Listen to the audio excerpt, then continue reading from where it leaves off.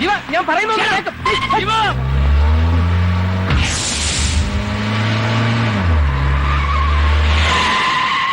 അച്ഛനുണ്ടോ? ഗാർഡനിലുണ്ട്. മോനെ. Pot pot pot pot pot pot. അയ്യോ കരയല്ലേ കരയല്ലേ കരയല്ലേ. നിങ്ങൾ എന്തായി കാണിക്കുന്നത്? ആരാ നിങ്ങള്? ഞങ്ങൾ പിന്നെ അഡോപ്റ്റ് ചെയ്യാൻ വന്നതാ. എങ്ങനെ എങ്ങനെ എങ്ങനെ ഒന്നുകൂടി പറഞ്ഞേ. എന്റെ മോനെ ഒരുമാതിരി. എന്താ ഇത്? മിസ്റ്റർ, മര്യാദകൾ കാണിക്കരുത്. എന്താ ഇവിടെ ജീവൻ? എന്താ ഇവിടെ പ്രശ്നം? അച്ചോ, ഒരുമാതിരി അച്ഛന്മാരുടെ സ്വഭാവം എന്നോട് കാണിക്കരുത്. എന്താ ജീവൻ? എപ്പോ വന്നു? ഞാനിപ്പോ വന്നുകൊണ്ട് അച്ഛന്റെ കളി പൊളിഞ്ഞു. എന്റെ കളിയോ? എന്ത് കളി? ഇയാൾ ആരാ? ഞാനിവന്റെ തന്ത. What do you want, man? എന്ത് കൂത്താ താനീ കാണിക്കുന്നത്? അച്ചോ, ഇവൻ എനിക്ക് വേണമെന്ന് ഞാൻ പറഞ്ഞിരുന്നല്ലേ. അച്ഛൻ സമ്മതിച്ചതാ. എന്നിട്ട് ഈ കാണിക്കുന്ന എന്താ? അന്ന് ഞാൻ വേറൊരു കാര്യം കൂടി പറഞ്ഞു. ഈ ഓർഫനേജിൽ ചില ബൈലോസും ഫോർമാലിറ്റീസും ഉണ്ടെന്ന്. അത് താൻ മറന്നു.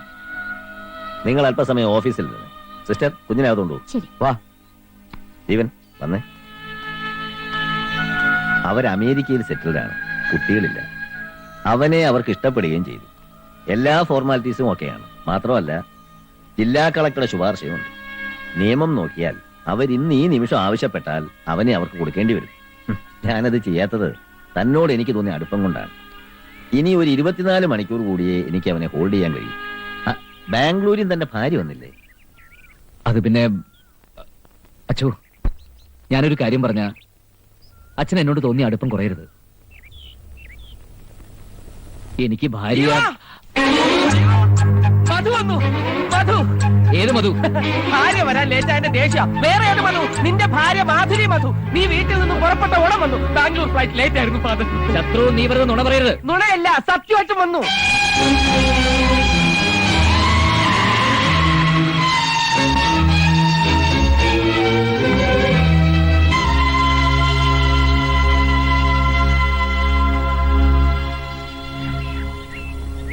പെണ്ണിനെ കിട്ടിയോ?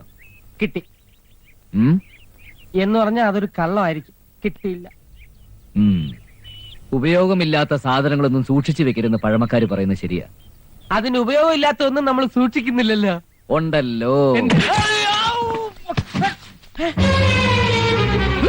ജീവ, നീ എന്തായി കാണിക്കുന്നേ?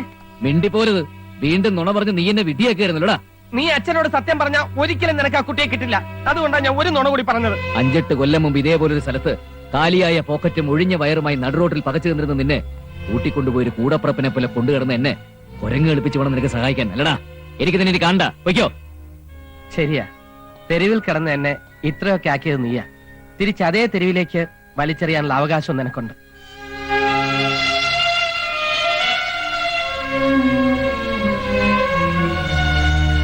ഞാൻ പറഞ്ഞ നീ പോകൂടാ. എന്നെ വിട്ട് നിനക്ക് പോകാൻ പറ്റുമോ? സോറിടാ, ഞാൻ ആകെ അപ്സെറ്റായി പോയി. അച്ഛൻ പറഞ്ഞ നീ കേട്ടില്ലേ? 24 മണിക്കൂർ. അതിനുള്ളിൽ എന്ത് അത്ഭുതം സംഭവിക്കാം. അവനെ നമുക്ക് കിട്ടാൻ പോകുന്നില്ല, തീർച്ച. നീ സമാധാനായിരിക്കും. കുഞ്ഞിനെ നമുക്ക് തന്നെ കിട്ടും. ഈശ്വരൻ എന്തെങ്കിലും വഴി കാണിച്ചു തരും. I have no hope.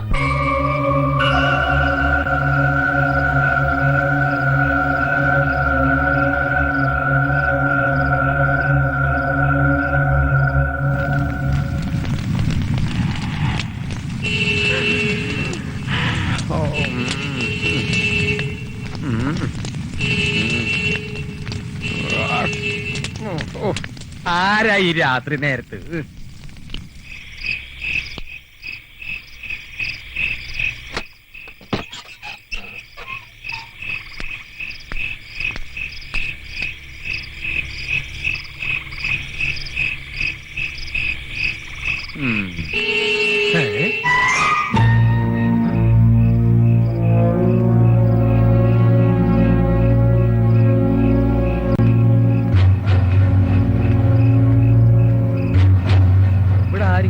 ില്ലല്ലോ.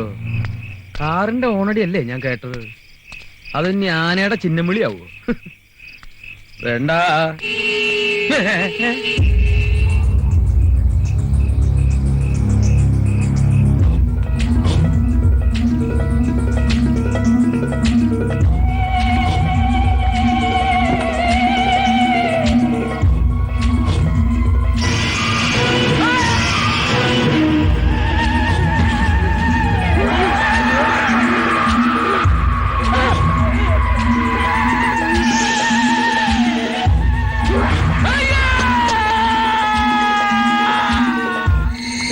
പൗലോച്ച പൗലോസേട്ടാ, എന്തുപറ്റി? പൗലോസേട്ടാ, എന്താ? പൗലോച്ച ഏ? അവിടെ ഒരു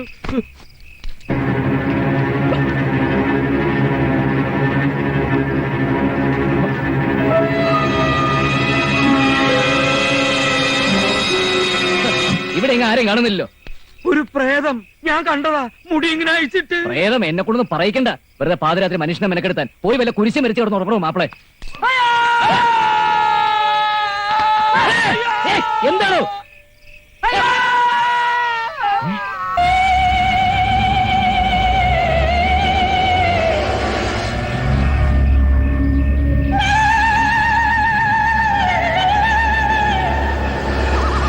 ഇന്നെന്താ ആഴ്ച?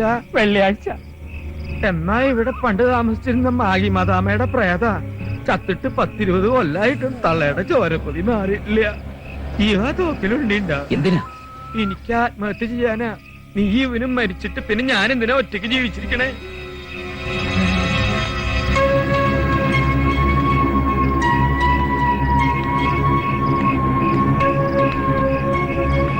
ആരാടി നീ? ചോദിച്ചു കേട്ടില്ലേ ആരാന്ന്? നോക്കി നിൽക്കാതെ മദാമയെ വെടിവെക്ക് ജീവാ. മദാമ മണ്ണാൻ കട്ട. അല്ലേ? സത്യം പറഞ്ഞോണം. എന്തിനാടി ഇതിനകത്ത് കയറിയത്? പറയേ, ഒന്നുകൂടെ ഞാൻ നിന്ന് മോങ്ങാതെ പറയടി. ആരാ നീ? എങ്ങനെ ഈ വണ്ടിക്കകത്ത് വന്നു? എന്റെ പേര് ഹേമ. ഞാൻ മൈസൂർക്ക് പോകാൻ സ്റ്റാൻഡിൽ വന്ന് ഇറങ്ങിയതാ. അവിടെ വന്നപ്പോഴാ അറിഞ്ഞത് ലാസ്റ്റ് ബസ്സും പോയിന്ന്. കാലത്തുള്ള ഫസ്റ്റ് ബസ് ഇനി മൈസൂർക്കുള്ളൂന്ന് അറിഞ്ഞപ്പോ ഞാൻ ആകെ പേടിച്ചു പോയി. എന്നെ പോലൊരു പെൺകുട്ടി രാത്രി ഒറ്റയ്ക്ക് ബസ് സ്റ്റാൻഡിൽ നിന്നാലുള്ള അവസ്ഥ അറിയാലോ. ചിലരുടെ നോട്ടം കണ്ടപ്പോ രക്ഷപ്പെടാൻ ഞാൻ ഒരു മാർഗ്ഗേ കണ്ടുള്ളൂ. റോഡിൽ നിർത്തിയിട്ടിരുന്ന ഈ വണ്ടി ഞാൻ അതിൽ കയറിയിരുന്നു. വണ്ടി കയറിയിട്ട് ഇത്രയും നേരം നീ എന്താടി മിണ്ടായിരുന്നത്? നല്ല ക്ഷീണം ഉണ്ടായിരുന്നു. വണ്ടിയിൽ കയറിയ പാടെ ഞാൻ ഉറങ്ങിപ്പോയി. ആട്ടെ, കുട്ടിയുടെ വീട് എവിടെ? വീട്ടിൽ ആരൊക്കെ ഉണ്ട്? എനിക്ക് വീടും സ്വന്തക്കാരും ഒന്നുമില്ല. ഞാൻ കോയമ്പത്തൂർ ഒരു വീട്ടില് കുട്ടിയെ നോക്കാൻ നിൽക്കുകയായിരുന്നു. അവിടുത്തെ സാറിന് ഡൽഹിയിലേക്ക് സ്ഥലം മാറ്റമായി. ആ സാറ് മൈസൂരുള്ള ഒരു സാറിന്റെ അഡ്രസ് തന്നു. അവിടെ കുട്ടിയെ നോക്കാൻ ഒരു ആയ വേണമെന്ന് പറഞ്ഞിരുന്നു. അങ്ങോട്ട് പോവുമായിരുന്നു ഞാൻ. നിന്നെ കണ്ടിട്ട് ഒരു വേലക്കാരിയാണെന്ന് തോന്നണില്ലല്ലോ. ഇത്തിരി കാണാൻ കൊള്ളാവുന്ന മുഖം ഉണ്ടായിപ്പോയത് എന്റെ തെറ്റാണോ സാർ? പിന്നെ ഞാനിട്ടിരിക്കുന്ന ഈ നല്ല ഡ്രസ്സൊക്കെ ഞാൻ നിന്ന വീട്ടിലെ കൊച്ചമ്മയുടേതാ. അടിച്ചു മാറ്റിയതാണോ? അയ്യോ അല്ല, അവര് തന്നതാ. എങ്ങോട്ടേക്കാന്ന് വെച്ചാ പോയിക്കൂടി. ജീവ, ഒന്ന് വന്നേ. ഈ പാതിരാക്കി ഒരു പെൺകുട്ടിയെ തനിച്ച് പറഞ്ഞേക്കുന്നത് ശരിയല്ല. നേരം വെളുക്കുമ്പോ ഇതിന്റെ മുടിയും നഖവും മാത്രമേ ഉണ്ടാവുള്ളൂ. പൗലോസേട്ടൻ പറയുന്നതിലും കാര്യമുണ്ട്.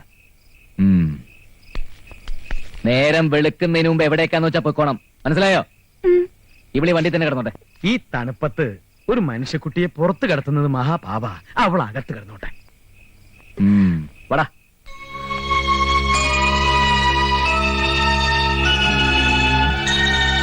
ജീവ, എന്താ? അവളെ നാളെ രാവിലെ തന്നെ പറഞ്ഞു വിടണോ?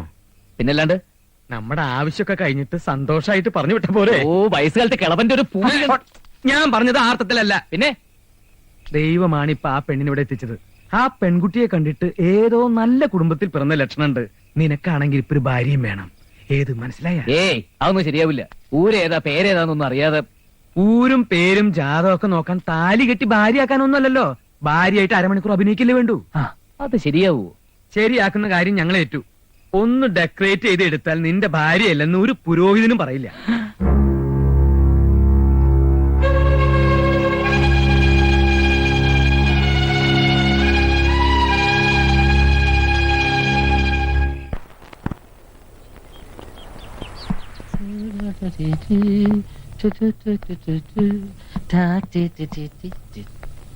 നീ എന്തിനാ ഇപ്പൊ ചായ ആയിട്ട് വന്നത്? ഇത് കുടിക്കാനല്ലേ, കുളിക്കാനൊന്നല്ലോ. ഇത് ചായല്ലേട്ടാ, കാപ്പിയാ. ഏതാണ് അവർക്ക് ഇഷ്ടം അറിയില്ലല്ലോ. ഓ, മുട്ട് മുട്ടിനെന്ത് പറ്റി?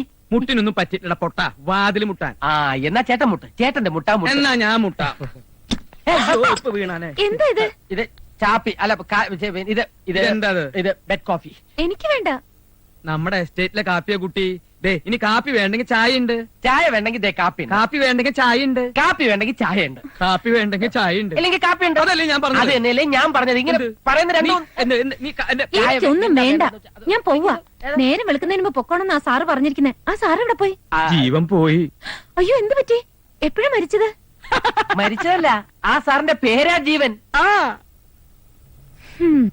ആ സാറ് തിരിച്ചു വരുന്നതിന് മുമ്പ് എനിക്ക് പോണം. ഒരു താങ്ക്സ് ഒക്കെ പറയണമെന്നുണ്ടായിരുന്നു. ഇനിയിപ്പോ സാരില്ല. അയ്യോ എന്റെ ചെരുപ്പ് എവിടെ പോയി? അയ്യോ കുട്ടിക്ക് ചെരുപ്പില്ല. പോയി എടുത്തിട്ട് വാടാ. ഞാനോ? പിന്നല്ലാതെ പോടാ. ഇപ്പൊ കൊണ്ടുവരാമേ. നിക്ക് നിക്ക്.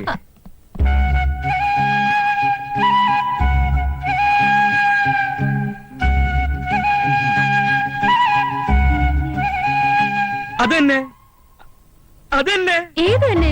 ശത്രു അതന്നെടാ. എന്ത് തന്നെ എന്നാ? അതൊന്നും ഓർക്കാനും പറയാനുള്ള മനക്കരുത്ത് എനിക്കിപ്പില്ല. ശത്രു നീ തന്നെ പറ. ചേട്ടനല്ലേ ഞങ്ങൾക്കൊക്കെ ധൈര്യം തരാറുള്ളത്. ചേട്ടൻ തന്നെ പറ. അല്ല നിങ്ങൾക്ക് ഇപ്പൊ എന്താ വേണ്ടത്?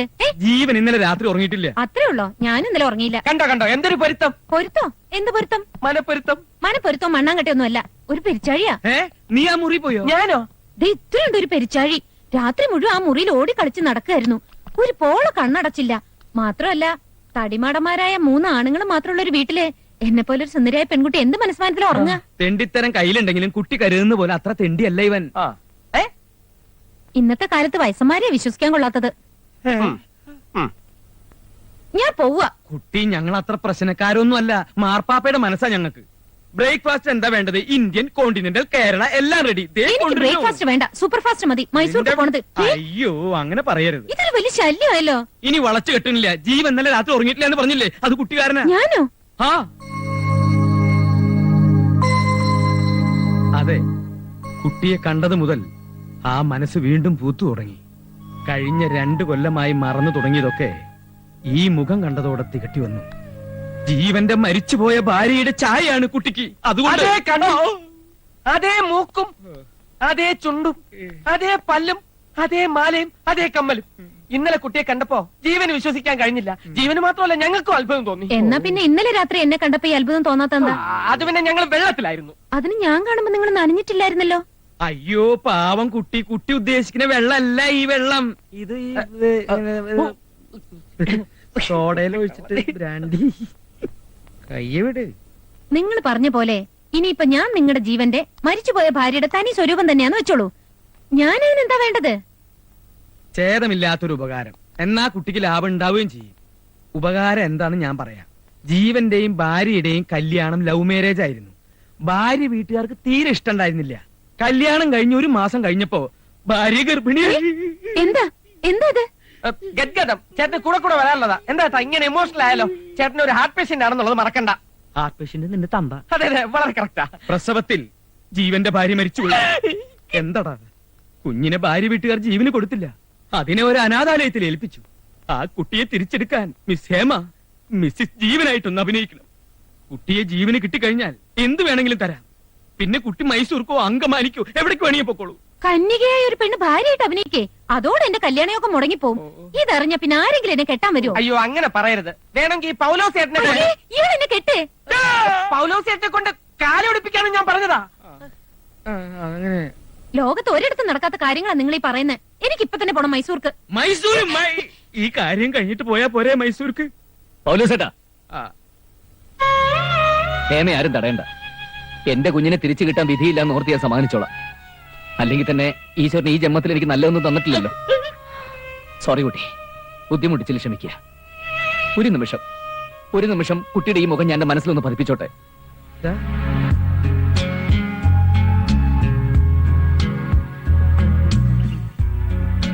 എന്തത് പതിപ്പിക്കുക? ഓക്കേ, ഇനി പോയിക്കോളൂ. പോകുന്നതിന് മുമ്പ് ഒരു സത്യം കൂടി മനസ്സിലാക്കിയിട്ട് പോയിക്കോളൂ. ഞാനും ഇവരും ഹേമയെ പറഞ്ഞ് പറ്റിക്കല്ലെന്ന് ബോധ്യപ്പെടുത്താൻ വേണ്ടി മാത്രം. എന്താ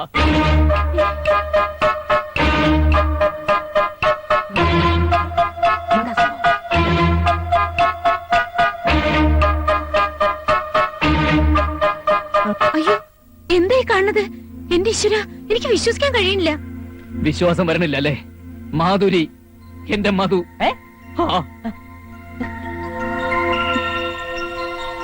ഓക്കേ, ഇനി കുട്ടി പോയിക്കോളൂ. അതെ, നിങ്ങൾ ഈ പറഞ്ഞതൊക്കെ സത്യമാണോ? ഹ്, നഗ്നമായ സത്യം. The truth. എന്നാ പിന്നെ എനിക്കൊരു 3 മിനിറ്റ് ആലോചിക്കണം.